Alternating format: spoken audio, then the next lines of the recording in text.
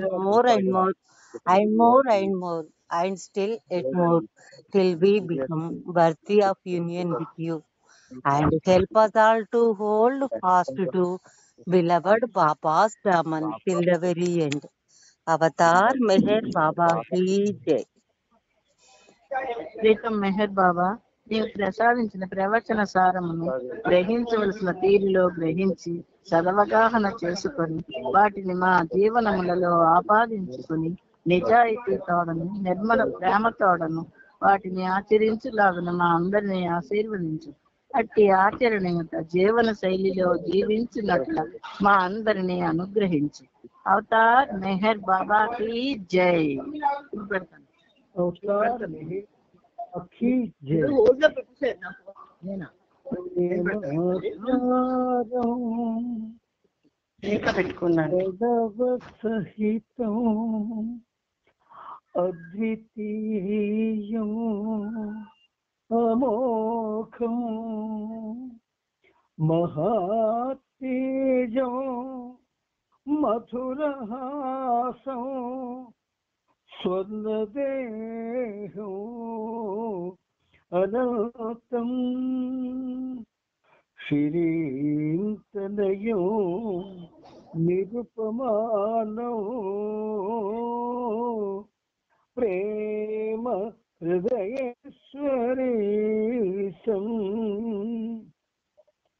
वन्दे मेहरो सुरनरप्रियो सकललोकाराध्यं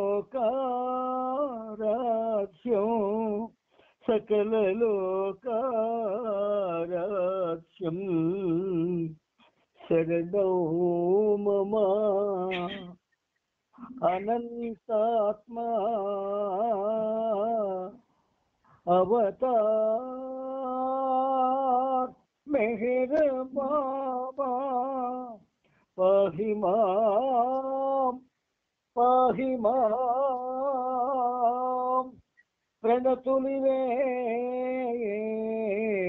मेहरीश्वरं प्रणतुलिवे मेहरीश्वरम्।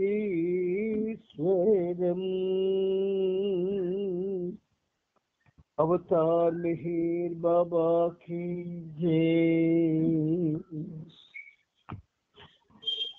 అందరికీ జై బాబా. మెహర్ ప్రభువు మనందరికీ ఈ సహజీవన కార్యక్రమాన్ని ఒక చక్కని వేదికగా తయారు చేసి పాల్గొనే అవకాశాన్ని ఆ ప్రభువు మనకి మనతో పాటు మీరు పెడుతున్న యూట్యూబ్ ప్రేక్షకులకు కూడాను ఆ అవకాశం వచ్చినట్టే. అందుచేత మనం ఈ ప్రేమ ప్రపంచంలో మనమే కాకుండా ఇతర భక్తులు, ఇతర సంస్థల వాళ్ళు అందరూ కూడా ఉంటున్నారేమో మనకు తెలియదు. కానీ ఇంతమందికి ఈ అవకాశాన్ని షేర్ చేస్తున్నటువంటి ఆ ప్రభువుకి మనం ఏమి రుణం తెచ్చుకోగలము? శత సహస్ర కోటి పాదాభివందనాల్ని ప్రతినిత్యం అర్పిస్తున్నా ఇంకా ఆయనకి రుణం తీర్చుకుంటున్నావా లేదా అన్న భావన వస్తుంది. రుణము అంటే మనం మానవులు అని పిలువబడుతున్నాం, కానీ మనం ఉన్నవాడు భగవంతుడు ఒక్కడే. ఆ ఒక్కడే తానే గీతముగా వ్యవహరిస్తూ మానవ రూపంలో భగవంతుని ప్రయాణం అనే దానికి మనకి ఒక భావన కలిగించాడు. ఆ భావన వల్ల మనం ఆయనతో ఆనందిస్తూ ఉన్నాము. అంచేత ఆ ప్రభువుకి ఏమిచ్చిన రుణం తీర్చుకోలేము. ఒకలాగైతే రుణం తీరుతుంది.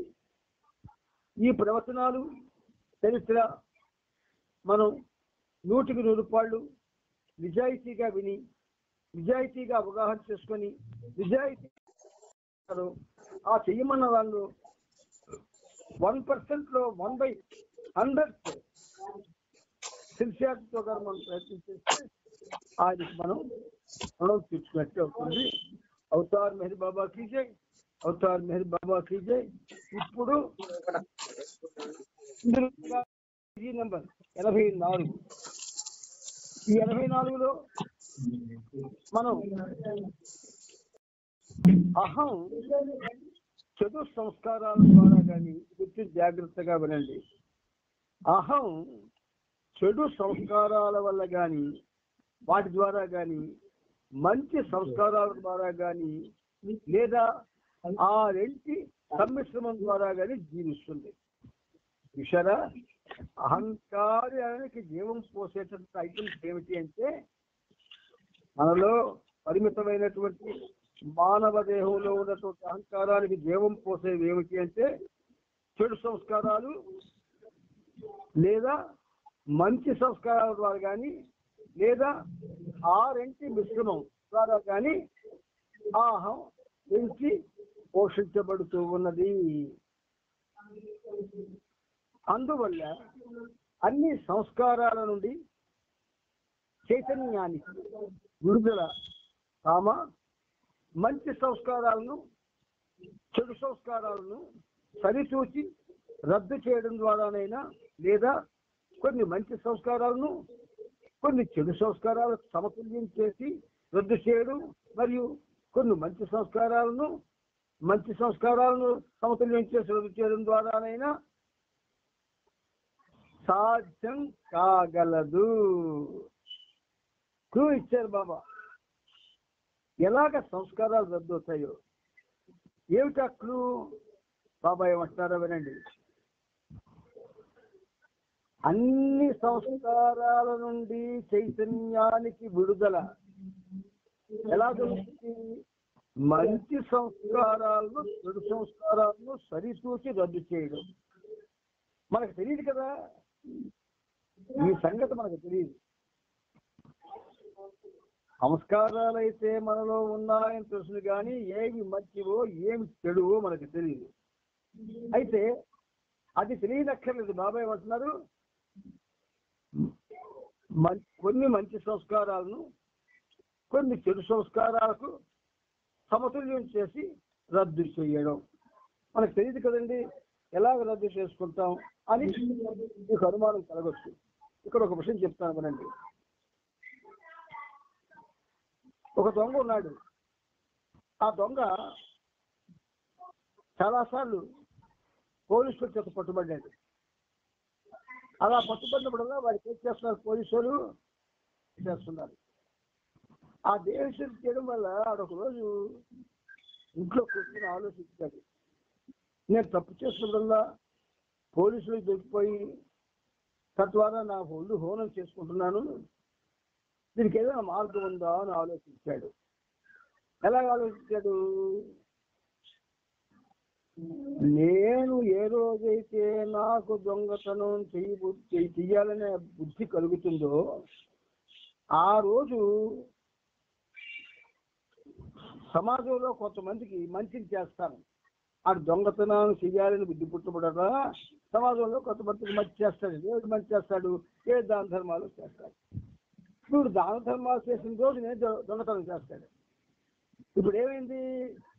ఆ దానం చేసిన రోజు దొంగతనం వాడు చేస్తే ఈ ముందు ఉదయం చేసినప్పుడు దాన ధర్మాల తాలూకా శాతం ఎక్కువ ప్రజల బుర్రలో ఉంటుంది.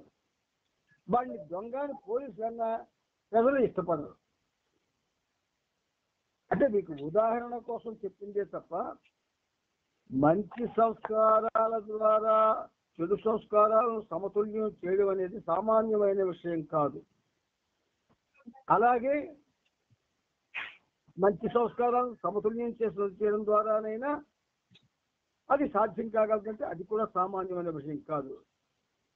కొన్ని చెడు సంస్కారాలను సమతుల్యం చేసి రద్దు చేయడం మరియు కొన్ని చెడు సంస్కారాలను మంచి సంస్కారాలను సమతుల్యం చేసి రద్దు చేయడం ద్వారానైనా సాధ్యం కాగలదు. అంటే ఇది మనకు ఎలా జరుగుతుంది? ఆ దొంగంటే భౌతికంగా ఉన్నాడు కాబట్టి వాడు ఏదో చేసుకున్నాడు వాడి తలకు సదుపాయం కోసం. మనం ఎలా చేస్తాం? మనకి ఒక్కటే మార్గం, ఈ సంస్కారాలు వాటి రద్దు ఇవి పక్కన పెడితే నిరంతరం బాబా నామంగా చేస్తూ ఉంటే సులువైన మార్గం ఇదే. నిరంతరం బాబా నామం చేసుకుంటూ ఉంటే ఆ ఉన్నందువలన మనం మనకు తెలియకుండా మంచి చెడు సంస్కారాల్లో ఆ శాతంలో కొంత రద్దు చేసుకోగల పరిస్థితి బాబా ఇస్తారు మనకి. ఆయన నామస్మరణ చేస్తూ ఉంటే ఏది మంచిది? ఇది మంచిది కదా. అందుచేత బాబా అంటున్నారు, ఒక పాత్ర చూడండి, బాబా ఉదాహరణ చెప్పారు. ఒక పాత్ర మలినంగా ఉంటే దానిని సబ్బుతో రుద్ది నీళ్లు పోసి కడిగి శుభ్రం చేస్తారు. అది మంచి సంస్కారాలు చెడు సంస్కారాలు తొలగించడం లాంటిది. ఆయన ఉదాహరణ చూడండి ఎలాగందో. ఒక పాత్ర జిడ్డుగా ఉంటే ఏం చేస్తారు? మలినంగా ఉంటే సబ్బుతో రుద్ది నీళ్లు పోసి కడిగి శుభ్రం చేస్తారు. ఇది మంచి సంస్కారాలు చెడు సంస్కారాలను తొలగించడం లాంటిది అంటున్నారు ఆయన. లాంటిది అన్నారు. ఆ లాంటిది అంటే కొంచెం ఇంకా లోటు ఏదో ఉంది. ఒకవేళ ఆ పాత్ర జిడ్డుగా ఉంటే దానిని లేకుండా చేసే ఒక మార్గం, దానిని బూడిదతో కప్పి రుద్ది నీళ్లు పోసి కడగడం. బూడిద ఏమాత్రం జిడ్డు లేని పదార్థం, అంటే అది జిడ్డు పదార్థానికి వ్యతిరేకమైన పదార్థం.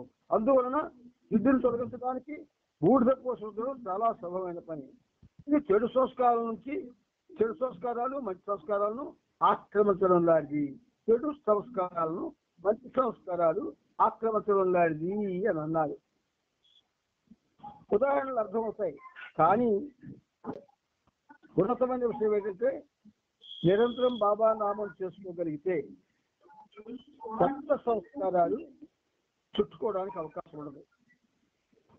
పాత సంస్కారాలు రద్దవడానికి కూడా అవకాశం ఉంటుంది. బాబా నామం నిరంతరం చేస్తూ ఉంటే అది ఎలా సాధ్యమవుతుంది? నిరంతరం మాకు మేము పనులు గిట్ట లేవా, ఈ పనులన్నీ మానేసి చేసుకుంటా కాదు. పనులు చేస్తూ నామం చేసుకోండి, మాట్లాడుతూ నామం చేసుకోండి, ఆడుతూ పాడుతూ నామం చేసుకోండి. నామం అనేది ఈ ఊపిరిలాంటిది. ఆ ఊపిరికి దగ్గరగా ఉంటారన్నాడు ఆయన. కాబట్టి మీరు నామం చేసుకుంటే ఖచ్చితంగా ఈ సంస్కారాల రద్దు అనేది తేలికవుతుంది. మనకు తెలియకుండా అవి రద్దు అయ్యేటటువంటి పరిస్థితి కూడా ఉంటుంది. ఇది మనం తెలుసుకోవాల్సిన విషయం. దీని మీద మన అనుమానం అక్కర్లేదు మనకి. ఎందుకంటే ఆయన ఏం చేస్తాడంటే మనకి అటువంటి సులువులు చెప్తాడు ఆయన బాబా. ఈ సులువులు చాలా గొప్పవి. అందుచేత మనం ఈ సులువుల్ని పాటించి మనం ఈ సంస్కారాల రద్దు కోసం ప్రయత్నం చేద్దాం. అవతార్ మెహర్ బాబా కీజే. ఇక మరొక్క మోక్షము సంస్కార రహితం మంచి చెడులకు అతీతం ఉన్న ఒక్క తేడా ఉన్నది. అది రేపు చెప్పుకుందాం అన్నారా. అవతార్ మెహర్ బాబా కీజే, అవతార్ మెహర్ బాబా కీజే, అవతార్ మెహర్ బాబా కీజే. ఇప్పుడు మనం బాబా యొక్క అద్భుతమైనటువంటి ఆ జీవిత చరిత్రలో మనం ఒక విధంగా ప్రయాణించే అవకాశం బాబా ఇచ్చారు. కాబట్టి ప్రతిరోజు ఆ జీవిత చరిత్రలో ప్రయాణం చేస్తూ ఆనందిస్తూ ఉన్నాం మనం. All right. ఇప్పుడు ప్రభు చరిత్రం 7వ భాగం 2753వ పేజీ. అక్కడ మనం ఆ పేజీలో 2వ పేరాలో ఆపుకున్నాం. ఇక్కడ బాబా ఆఖరి సెంటెన్స్ చెప్పారు. అది రిపీట్ చేసి కొంచెం సాధ్యమైనంత వరకు నిశ్శబ్దంగా ఉండండి. మీరు ఎంతమంది ఉన్నారు అన్నది పక్కన పెడితే ఎంత మౌనాన్ని పాటించి వింటున్నారు అన్నది చాలా ప్రధానమైన విషయం. బాబా అంటున్నారు, ఎన్నటికీ బ్రహ్మానుభవం మాత్రం కలుగదు. అది కేవలం ప్రేమ ద్వారా మాత్రమే సాధ్యమవుతుంది. మనం ఎలా ఈజీగా తీసుకుంటాం ఈ మాటల్ని. బాబా మాటల్ని ఈజీగా తీసుకుంటే అంతకన్నా దురదృష్టకరమైన చర్య ఇంకోటి ఉండదు. బాబా మాటలు చాలా సీరియస్ గా తీసుకోవాలి. ఈ గాడ్ ఇన్ హ్యూమన్ ఫామ్, మానవ రూపంలో ఉన్న భగవంతుడు ఆయన. అంటే ఈజీగా తీసుకోవడానికి అవకాశం లేదు. ఒకవేళ ఎవరైనా అటువంటి ఈజీగా తీసుకునే తత్వం ఉన్నవాళ్ళు ఉంటే వాళ్ళ జన్మలు ఈజీ అయిపోతాయి, జన్మలు పొందడం. మరి జన్మ రహస్యం రాదు కనుక బాబా మాటల్ని ఈజీగా ఎవరు తీసుకోకండి, సీరియస్ గానే తీసుకోండి. సీరియస్ గా అంటే మొహం సీరియస్ గా కాదు, మీ తత్వంలో ఉన్నటువంటి భగవంతుని ఉండేటటువంటి ఆ శ్రద్ధ ఏదైతే ఉందో దాన్ని పెంచుకోండి. ఇప్పుడు బాబా మనకి ఈ పేజీలో ముందుకు వెళ్ళడానికి అవకాశం ఇచ్చారు, ముందుకెళ్దాం. బాబా తన వివరణను ముగిస్తూ మీలో ఎవరైనా సంత్ అరబిందోని గురించి చదివారా అని అడిగాడు. ఈ సంత్ అరబిందో గురించి ఈ పనిముట్టుకి బాబా మంచి అవకాశం వచ్చారు, యూనివర్సిటీలో ఉద్యోగం. అక్కడ ఆయన పుస్తకాలు ఉన్నాయి, అక్కడ చదువుకునే భాగ్యం కలిగింది. అయితే ఏమిటంటే ఎందుకు ఆయన చెప్పిన తర్వాత అరబిందోని గురించి చదివారా అని మనకు అడిగితే చదివాము లేదని చెప్తే బాధపడతాం, చదివాము అంటే ఆయన సంతోషిస్తారు. కాబట్టి ఎవరు ఎక్కడ ఏ విధంగా చదివే అవకాశం వచ్చినా చదువుకోవాలా, అవకాశం రావాలి కదా. అంచేత విషయాన్ని ప్రస్తుత యుద్ధానికి మార్చి భారతదేశంలోని ప్రస్తుత రాజకీయ పరిస్థితి గురించి బాబా ఇలా వ్యాఖ్యానించారు. ఇవి నేను చదివించుకెళ్ళిపోతాను. ఇందులో కొన్ని అవసరమైతేనే ప్రస్తావన చేస్తాను, ప్రస్తావన చేయిస్తారు బాబా, లేకపోతే అవదు. కాంగ్రెస్ పార్టీని మొదటగా 1810లో దాదాభాయ్ నౌరోజీ ప్రారంభించాడు. తర్వాత గత 20 సంవత్సరాలుగా గాంధీ నాయకత్వం వహిస్తున్నాడు. ఆ ఉన్మాదపు చౌరీ చౌరా అల్లర్లు 9 ఏళ్ల కింద జరిగాయి. ఒక చెంపపై కొడితే రెండో చెంప చూపించాలని గాంధీ అనుకుంటాడు. అలా చేస్తే యుద్ధాలు అంతమవుతాయని అతని భావన. కానీ అది అహింస, అర్థం లేనిది. భగవద్గీతను అనుసరించాలని కృష్ణుడు చెప్పినట్లు ద్వేషభావం లేకుండా స్వీయ రక్షణకు విరోధిని ఎదుర్కోవాలని మహాసభ సభ్యులు చెబుతున్నారు. బ్రాకెట్లో బాబా తిరోగమన సిద్ధాంతాలతో ఏర్పడిన ఒక హిందూ రాజకీయ పార్టీ మహాసభ. కానీ ఇప్పుడది ఆచరణీయం కాదు. ఎందుకంటే జర్మన్లు వెళ్ళగట్టే ద్వేషం ఎంతో ప్రగాఢమైంది కనుక దాన్ని ఎదుర్కొనే దేశాల ప్రతిస్పందన కూడా తప్పక ద్వేషపూరితమై ఉండి తీరాలి. బాబా మాట్లాడుతున్నారు. ఇవి మహాసభ చెప్పే కృష్ణుని బోధలు, గాంధీ సూచించే క్రీస్తు బోధలు, ఈ రెండు ప్రస్తుత యుద్ధానికి ఆచరణీయం కావు. చిన్న దేశాలు ఏం చేస్తాయి? విరోధిని ఎదుర్కోలేక అవి కబళింపబడుతున్నాయి. శత్రువుతో తలపడిన మిగతా దేశాల కంటే ఈ చిన్న దేశాలు మరింతగా ద్వేషిస్తున్నాయి. అందుచేత ప్రపంచ శాంతికి వినూతమైన 3వ మార్గం ఒకటి కనిపిస్తుంది. మొదటగా ప్రపంచ యుద్ధం, ఆ తరువాత ప్రపంచ శాంతి. ఇండియా విమాన దాడికి భయపడుతుంది. కలకత్తాలో కార్యాలయాల 10 గంటలను కుదించారు. బొంబాయి ప్రభుత్వం పూనాకు మారాలని యోచిస్తోంది. ఈజిప్ట్ కనుక పరాజయం పాలైతే ఇండియా మీద తప్పక బాంబులు పడతాయి. అందుచేత మనం ఉండేందుకు ఏదో ఒక ఓడరే ఉన్న పట్టణానికి పోవాలి. సియోన్ గాని రత్నగిరికి గాని వెళ్ళాలి. శాఖార్పాకి 50 మైళ్ళ దూరంలో రత్నగిరి ఉంది. ఇది ఇండియాలోని అతి సుందర ప్రదేశాల్లో ఒకటి. అందమైన పర్వతాలు, సుందర సముద్ర తీరంతో కూడిన ప్రదేశం. ఇది కార్వార్ కన్నా పెద్ద పట్టణం. ఈ రెండింటిలో ఏదో ఒక ఓడరేవుకు వెళదాం. మీ అందరి మీద బాంబులు పడాలని నా కోరిక. యుద్ధం గురించి ఒక ఆమె చేసిన వ్యాఖ్యానానికి సమాధానంగా బాబా అక్షరపలకంపై ఇలా చెప్పారు. యుద్ధంలో పెద్ద విషయం ఏముంది? ధైర్యాన్ని ప్రదర్శించడం, కష్టాలను ఎదుర్కోగలగడం, త్యాగం చేయడం లాంటి విషయాలను ప్రజలకు ఈ యుద్ధం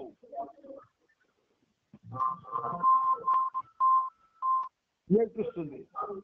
ఇక్కడ కానీ బాంబులు పడితే బాగు. ఒక స్త్రీ పరిచారకుడు 2 సెకండ్లలో ఆనందంగా ఉంటుంది. స్త్రీలు నవ్వారు. నాతో ఉంటే తనకేమీ భయం లేదని బాగు చెప్పింది.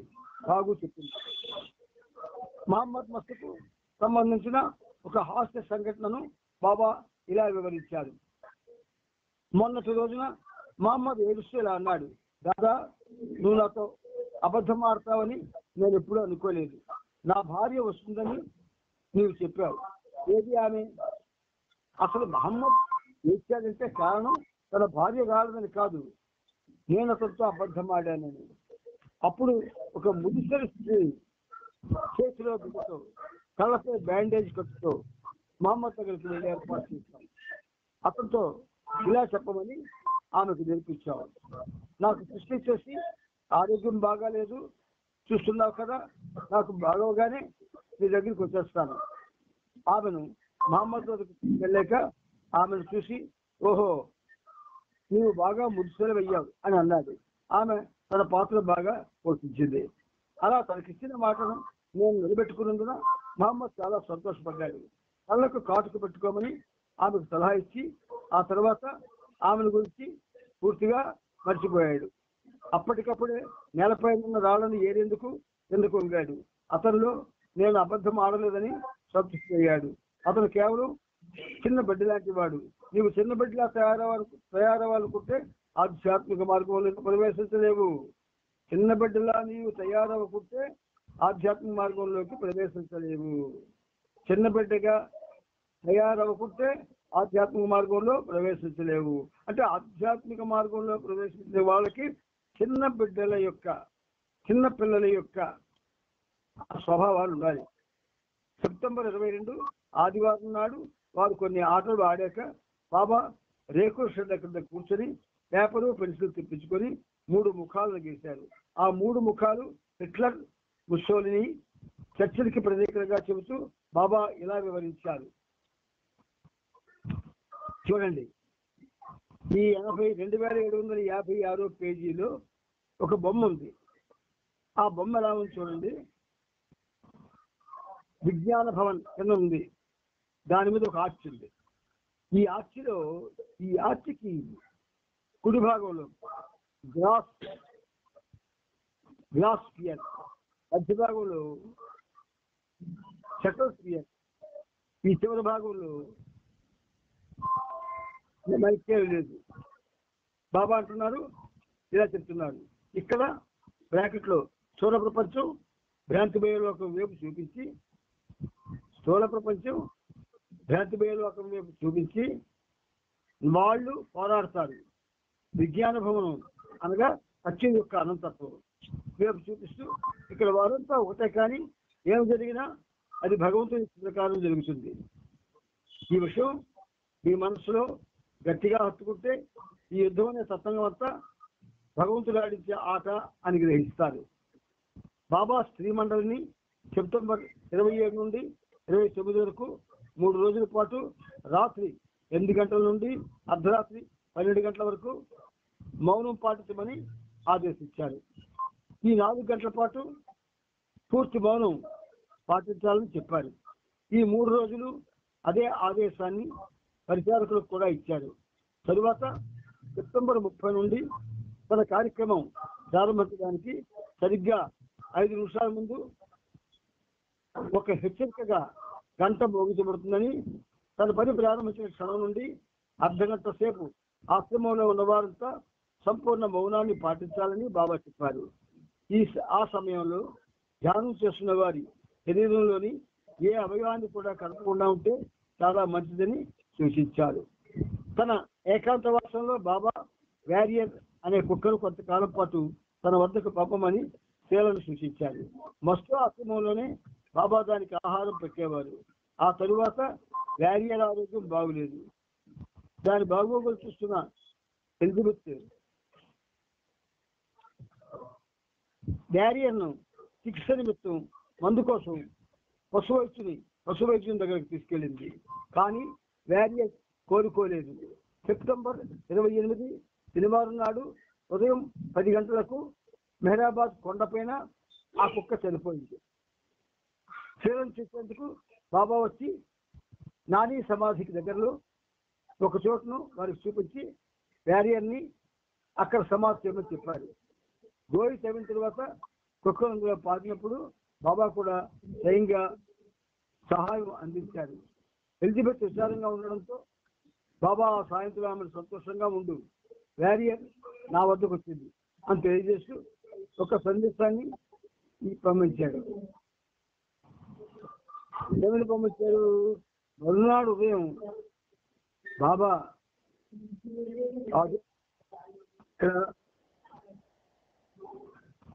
మనం ఆయన ఎంత జాగ్రత్తగా ప్రతిదీ మనకు చెబుతున్నారో చూడండి. ఎలిజబెత్ విచారంగా ఉండడంతో బాబా సాయంత్రం ఆమెకు సంతోషంగా ఉండు, బ్యారియర్ నా వద్దకు వచ్చింది అని తెలియజేస్తూ ఒక సందేశాన్ని ఇలా పంపించారు. మరునాడు ఉదయం బాబా బ్యారియర్ గురించి వివరించేంత వరకు ఆ కుక్క వాస్తవానికి ఎంతటి ప్రత్యేకంగా ఎవరికి తెలియలేదు. ఎలిజబెత్ శ్రద్ధగా నా పనిలో భాగం పంచుకున్నందుకు బ్యారియర్ గురించి నువ్వు గర్వించాలి. నేను చెబుతున్నది కేవలం నిన్ను సంతోషపరచడం నేను చెప్పడం లేదు. మామూలుగా అవతారులు, సద్గురువులు, గురువులు తమ కార్య విధానాన్ని బహిర్గతం చేయరు.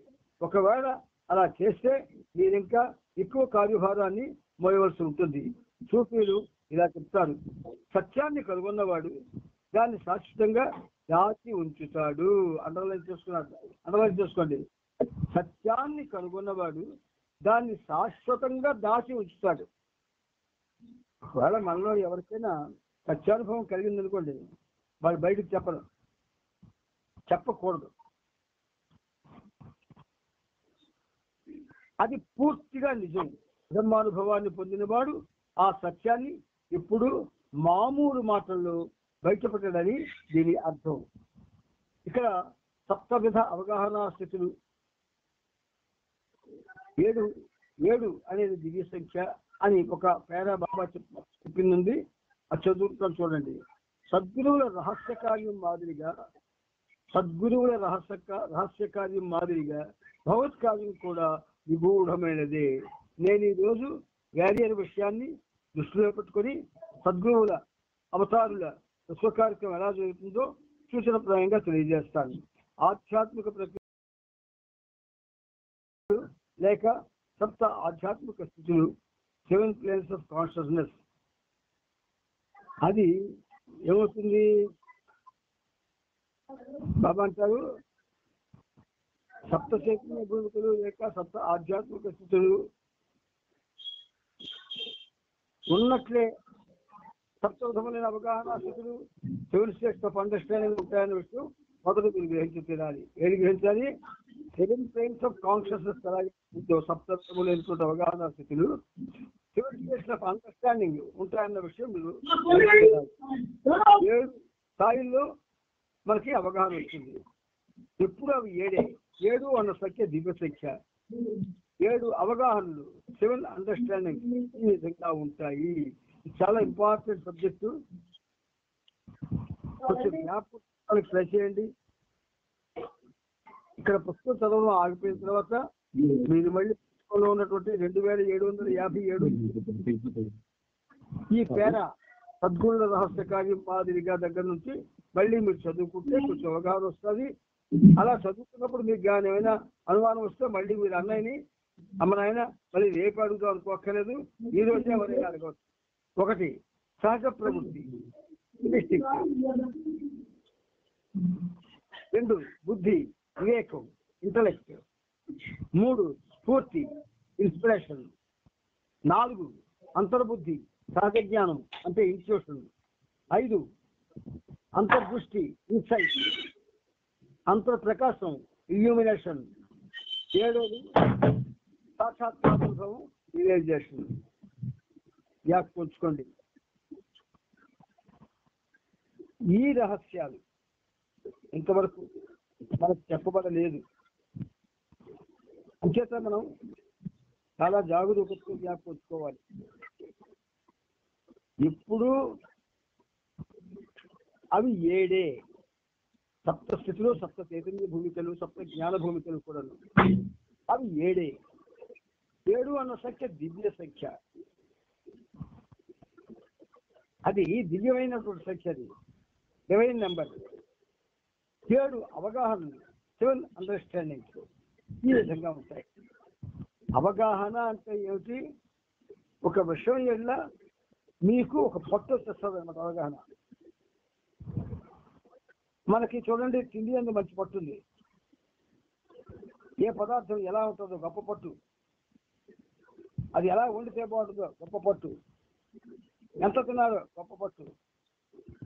కానీ అది తినుట, ఇది అనుభూతి చెందుట. అనుభూతి చెందిన విషయాలు కూడా అవగాహనకు సంబంధించి. అంచేత అవి ఎలా ఉంటాయి? సహజ ప్రవృత్తి, ఇన్స్టింక్ట్.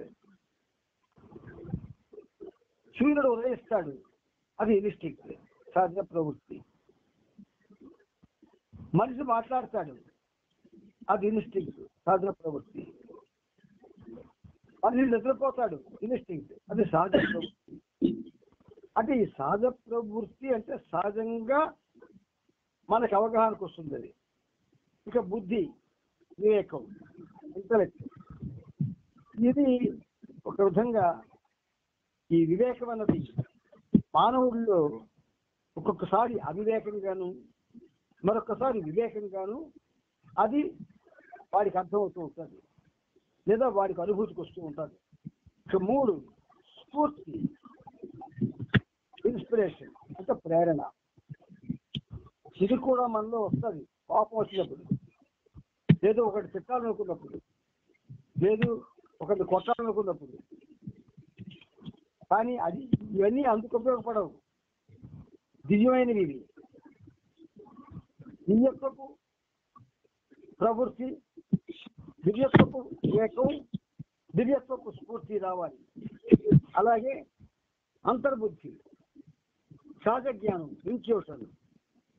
ఇది ఈ 4వది ఛానల్. అది ఎటువంటి ఛానల్ అంటే ఆ ఇన్స్టిట్యూషన్ అనే ఛానల్ కానీ మానవుల్లో డెవలప్ అయితే వాడు కవిత్వం రాస్తాడు, సహజ పాండిత్యం వస్తుంది. నెక్స్ట్ అంతర్దృష్టి, ఇన్సైట్. ఎప్పుడైతే బాహ్య నేత్రాలు మూసుకుపోతాయో, బాహ్య నేత్రాలతో ఏది చూడడం మానుకుంటామో అప్పుడు అంతర్నేత్రం పనిచేస్తుంది. నెక్స్ట్ అంతర్ప్రకాశం, ఇల్యూమినేషన్. నిరంతరం బాబా నామం చేస్తూ లోపల ఉన్నవాడు ఎవరైతే ఉన్నాడో వాడిని మేల్కొల్పుతూ, వాడితో సహజీవనం చేస్తూ, ప్రతిదానికి వాడినే మనం ఒక ఆధారంగా తీసుకుంటూ, వాడితో జీవిస్తూ, వాడి కోసం ఆలోచిస్తూ చేస్తామే. అలాగ చేసిందంతా కూడా దీనివల్ల ఏమవుతుందంటే మనలో ఒక వెలుగు ప్రవేశిస్తుంది. ఆ వెలుగు ధ్యానంలో ఒక ప్రక్రియలో కూడా కొంతమందికి కనబడుతుంది, మెడిటేషన్లో. అలాగే నెక్స్ట్ 7వది ఏంటంటే సాక్షాత్కారం. ఈ సాక్షాత్కారం అంటే రియలైజేషన్.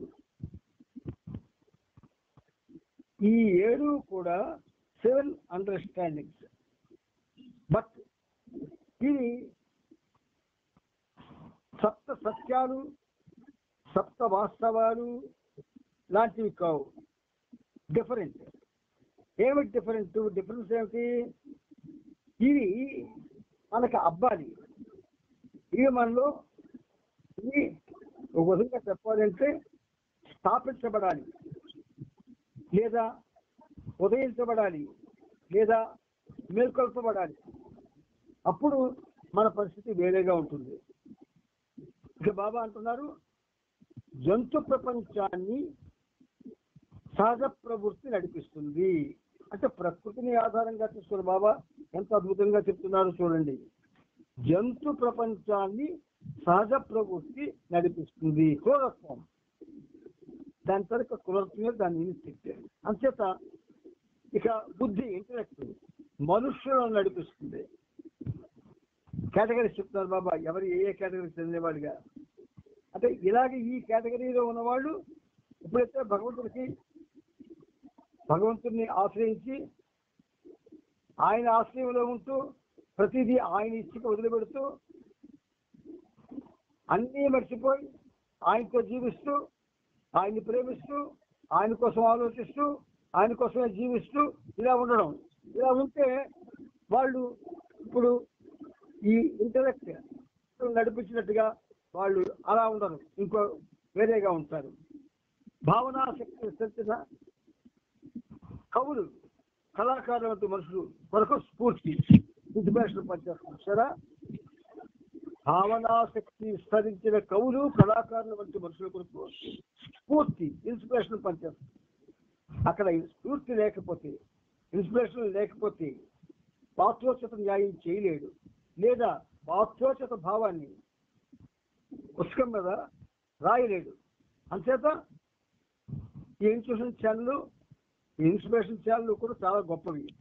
నెక్స్ట్ ఏమిటి, ఇరుకుతో అంతర్దృశ్యాలను కాన్షియస్ రిజల్ట్స్ వీక్షిస్తూ యథార్థమైన అవగాహన పొందే పురోగతి చెందిన ఆత్మలలో అడ్వాన్స్డ్ సోల్స్ ఈ అంతర్బుద్ధి ఇన్స్టిట్యూషన్ సహజ జ్ఞానం పనిచేస్తుంది. బాబా మనకి సబ్జెక్ట్ గా చెప్పేసిందే, కానీ మనం దాన్ని తీసి చదివేది విన్నాము అని సంతృప్తి పడకుండా దాన్ని మనం వివరించుకోవాలి. వినదగును ఎవ్వరు చెప్పినా వినినంతనే వేగపడక వివరింపదగును. నాకు తెలిసి చదివేశాను. మన వాళ్ళు చాలా మంది కొంతమంది నాకు అప్పుడప్పుడు ఉంటారు. నేను అప్పుడే ఆర్ట్ మీద కంప్లీట్ చేస్తామండి. ఆ తర్వాత ఇప్పుడు 16 వాల్యూమ్స్ వచ్చాయి కదా, అవి కంప్లీట్ చేస్తామంటే చెప్తుంటారు.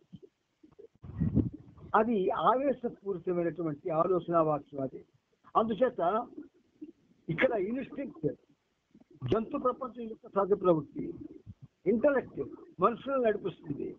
భావనాశక్తి విస్తరించిన కవులు కళాకారులంటూ మనుషుల కొరకు స్ఫూర్తి ఇన్స్పిరేషన్ పనిచేస్తుంది. ఎదుకతో అంతర్దృశ్యాలను కాన్షియస్ రిజల్ట్స్ వీక్షిస్తూ యథార్థమైన అవగాహన పొందే పురోగతి చెందిన ఆత్మలలో అడ్వాన్స్డ్ సోర్స్ ఈ అంతర్బుద్ధి ఇన్స్టిట్యూషన్ సహజ జ్ఞానం పనిచేస్తుంది. అంతర్దృష్టితో అవగాహన చేసుకున్నది ఎప్పుడూ సత్యమే అవుతుంది. బుద్ధి ద్వారా అవగాహన చేసుకున్నది ఒకప్పుడు నిజం అవుతుంది, వేరొకప్పుడు నిజం కాకపోవచ్చు. ఇక్కడ మూడు ఐటమ్స్ బాబా మనకి ఇంకా చెప్పారు. చదవండి పుస్తకాలు చేతిలో ఉన్నాయి కదా, చదవండి.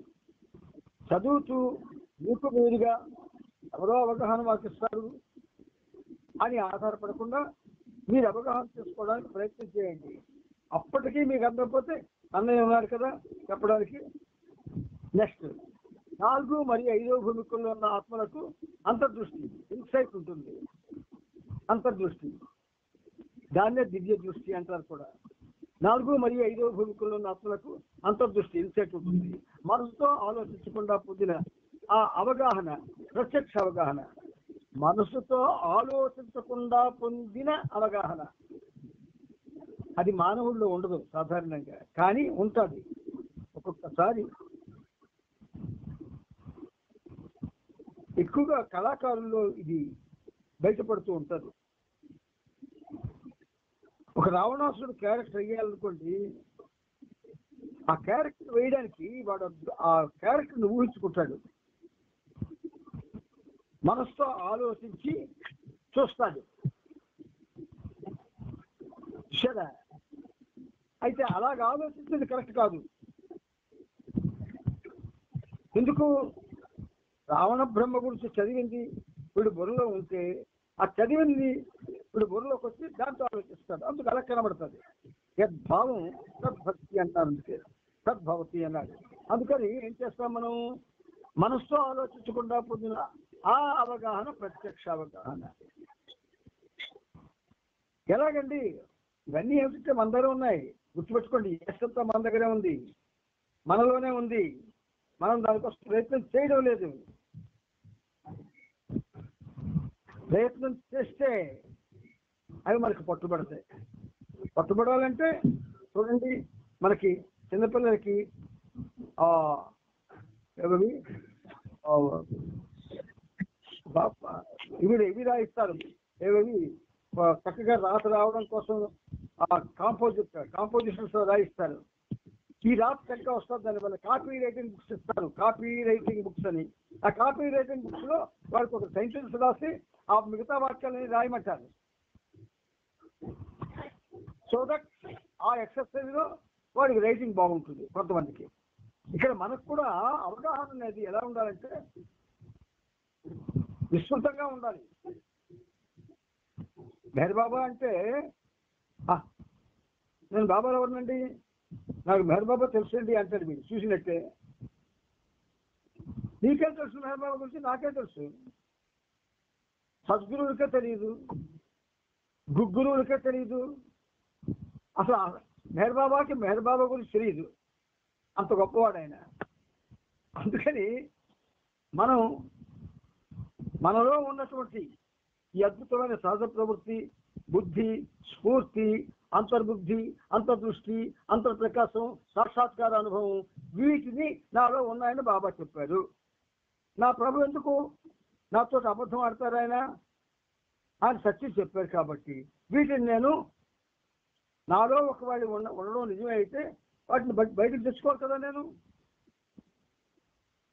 ప్రయత్నం చేయాలి కదా. అసలు ప్రయత్నమే లేకపోతే ఎక్కడున్న గొంగళ్ళు అక్కడలాగే ఉంటాం అందరం. ఇది అవసరం.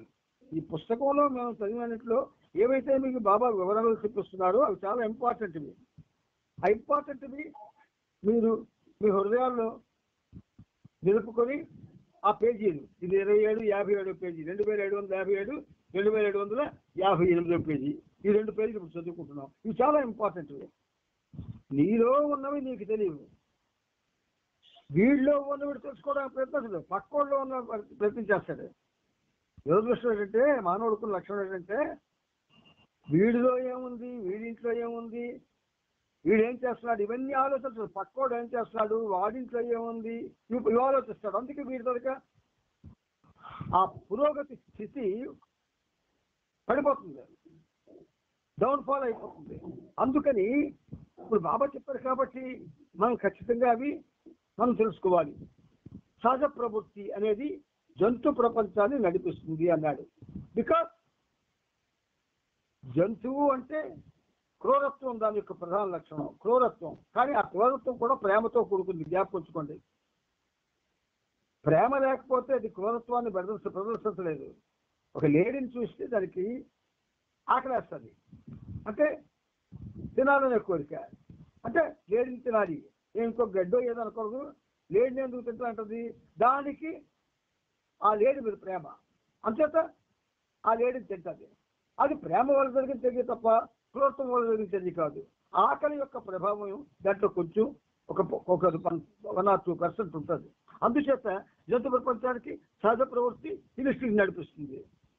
ఇంటలెక్ట్ అంటే బుద్ధి మనుషులను నడిపిస్తుంది. మనం అందరం కూడా ఇంటలెక్ట్ తోటి పనిచేస్తున్నాం. అందుకే బాబా యొక్క యథార్థ స్థితిని ఎవ్వరూ తెలుసుకోలేకపోయారు. మేచకు అందని తత్వమిదే, ఇది 70లో రాయించిన పాట. ఇది సాధకులందరి గమ్యమిదే, మేధకు అందని తత్వమిదే, సాధకులందరి గమ్యమిదే, గీతాది గ్రంథాల సంభాషణము కన్న దివ్యానుభూతి ప్రకాశం. ఎంత బాగా రాయించారు చూడండి బాబా. బుద్ధి ఏదైతే ఇంటలెక్ట్ బుద్ధి ఉన్నదో నాటి నుంచి నేటి వరకు, అంటే వాగ్గేయకార వైభవం అయిన దగ్గర నుంచి, వాగ్గేయకారుల వైభవం అయిపోయింది. ఆఖరి వాడవడు అన్నమయ్య. ఆ తర్వాత మరి మనం దిగిపోయాం రంగంలోకి, పాడేయడానికి, సంకీర్తన చేయడానికి. బుద్ధితోనే అన్ని చేస్తున్నాం. అందుకే అన్నమయ్య అంటే మనం చక్కగా భోజనం చేస్తాం 3 పూటలు కూడా, అలాగే అయిపోయాం అన్నమయ్యను. బుద్ధి ఎక్కడైతే పనిచేస్తుందో అక్కడ అన్నమయ్య భోజనమే అయిపోద్ది. అందుకని ఏం చేయాలా, మనుషులను నడిపిస్తుంది. అది అయితే ఒక విశేషం ఏంటంటే, మీకు పడవని తెరచాప నడిపిస్తుంది. తెరచాపని కట్టాలి. అది ఏ దిశలో కావాలంటే ఆ దిశలో తిప్పుకోవడానికి, అంటే గాలికి అనుగుణంగా తిరగడానికి దాన్ని అరేంజ్ చేసుకోవాలి. అలాగే బుద్ధిని అరేంజ్ చేసుకోవాలి ఒక తెరచాపలాగా. మనలో ఉన్న బుద్ధి ఏదైతే ఉంది, ఇంటలెక్ట్, దాన్ని ఒక తెరచాప కింద వాడాలి మనం. మన సంస్కారాలు ఏవైతే మనకు ఉన్నాయో మనకు తెలియవు, కానీ నేరబాబాతో నీకు సంబంధం ఎప్పుడైతే వచ్చిందో ఆయన నిన్ను పరీక్ష పడతాడు. నీకు ఖచ్చితంగా పడతాడు. ఆ పరీక్షలు లాగా ఉంటాయి, కఠినంగా ఉంటాయి. ఒక్కొక్కసారి కొంతమందికి కడుపును పుట్టి పిల్లలను చంపేస్తాడు, కొంతమందికి కట్టుకున్న భర్తను చంపేస్తాడు, కొంతమందికి తల్లిదండ్రులను చంపేస్తాడు, ఎంతో ప్రేమించినటువంటి ఆ కఠిన చంపేస్తాడు. ఇవన్నీ ఆయనే కదా. చావు బ్రతుకులు రెండు ఆయనవే.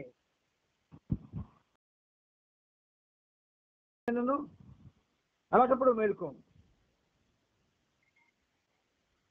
భార్యను చంపేసి భర్తను ఒంటరి చేస్తాడు, భర్తను చంపేసి భార్యను ఒంటరి చేస్తాడు.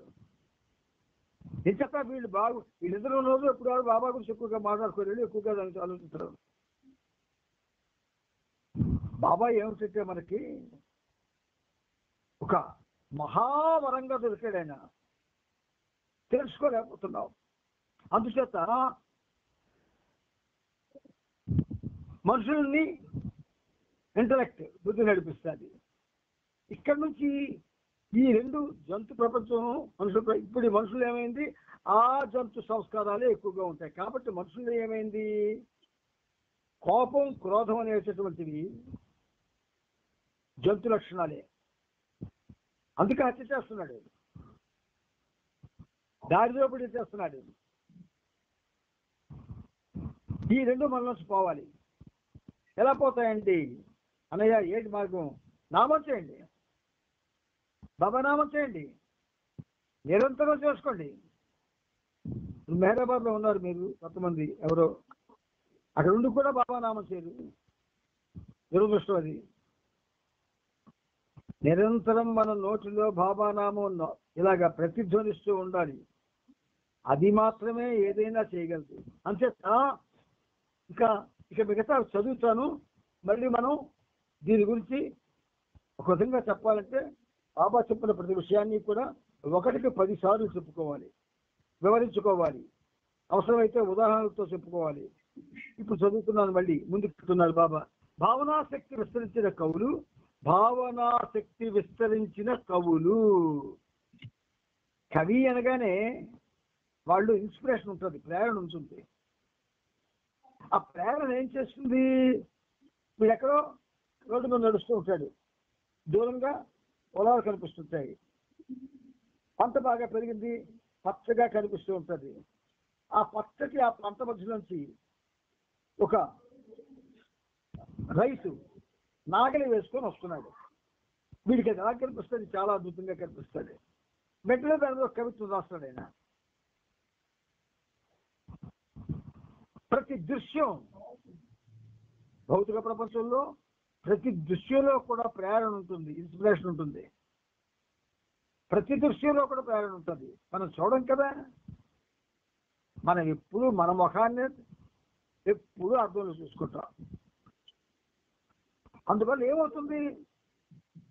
ప్రకృతిని ఆనందించే అవకాశం పోగొట్టుకుంటున్నాడు మానవుడు. మెహరాబాద్ ఉందండి, అది దివ్య ప్రకృతి ఉంది. అక్కడ దివ్య ప్రకృతి.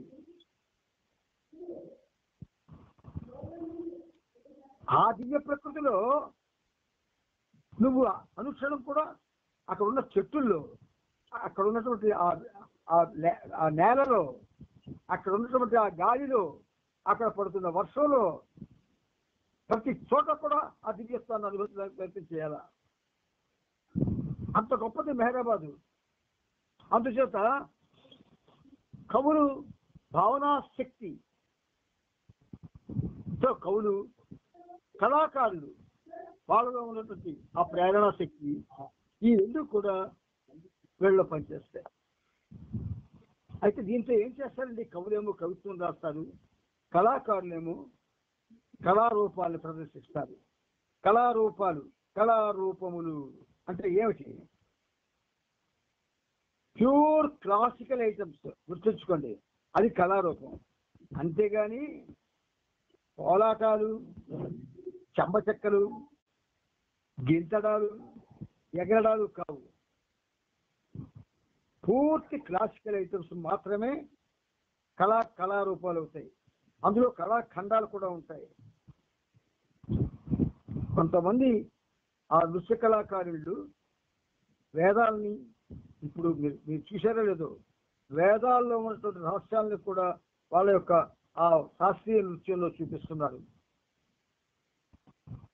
అది కళారూపం. అంచేత కళాకారులు వంటి మనుషులకు స్ఫూర్తి, ఇన్స్పిరేషన్ పనిచేస్తుంది. ఇక ఎరుకతో అంతర్దృశ్యాలను కాన్షియస్ విజన్స్ అంటే చైతన్యం పనిచేస్తుంది. చైతన్యం నీ యొక్క ఆలోచనలో కల్లో కూడా పనిచేస్తుంది అనుకోండి. ఒక తెలుగు పాట ఒకటి ఉంది, మీకు జ్ఞాపకం చేస్తాను. అదే బాబా పాట కూడా ఒకటి ఉంది. మనం ఏమిటంటే ప్రతిదాన్ని సీరియస్ గా తీసుకోవాలి. సీరియస్ గా అంటే మొహం ఎర్రగా చేసి కాదు, డెప్త్ లోకి వెళ్ళాలి. మీకు సినిమా పాట జ్ఞాపకం చేస్తాను. అది బహుశా చాలా పాత సినిమా అవుతుంది. అందులో ఒక పాట ఉంది. మాను మాకును కాను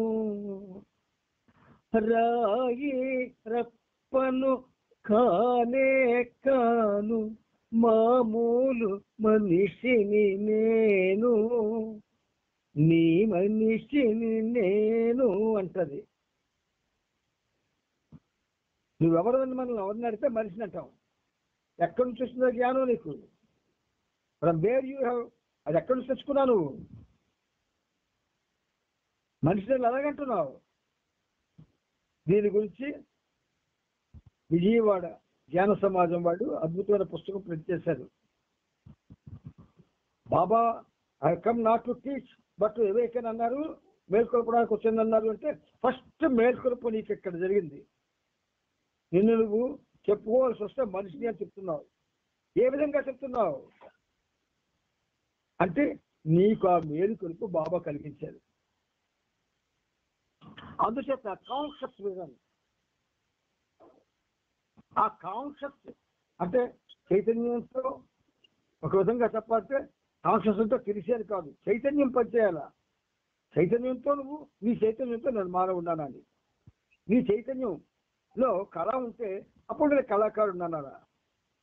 అంచేత కాన్షియస్ విజన్స్, అంతర్దృశ్యాలు, కవులు కళాకారులు దృశ్యాలు ఊహించుకొని వాటిని స్టేజ్ మీద లేదా తెర మీద ప్రదర్శిస్తారు వాళ్ళు.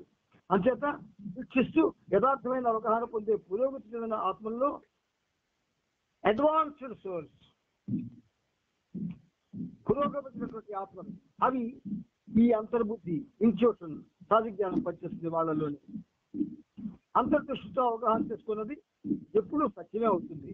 బుద్ధి ద్వారా అవగాహన చేసుకున్నది ఒకప్పుడు నిజం అవుతుంది, ఇంకొకప్పుడు నిజం కాకపోవచ్చు.